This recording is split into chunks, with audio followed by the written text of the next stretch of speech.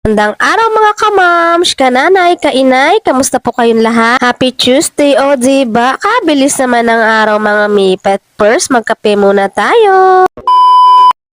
Samahan niyo ako ulit dito sa ating favorite na spot dahil magpapaaraw nga tayo tuwing umaga. As usual, allergic rhinitis at sinusitis pa rin ang aking problema mga mi, kaya kailangan ko ng vitamin C. Pagkatapos ko niyan, eto pa rin tayo sa ating favorite na spot, ang kusina. Opo, ako pa rin po naman ang kikilos dyan, wala na pong iba.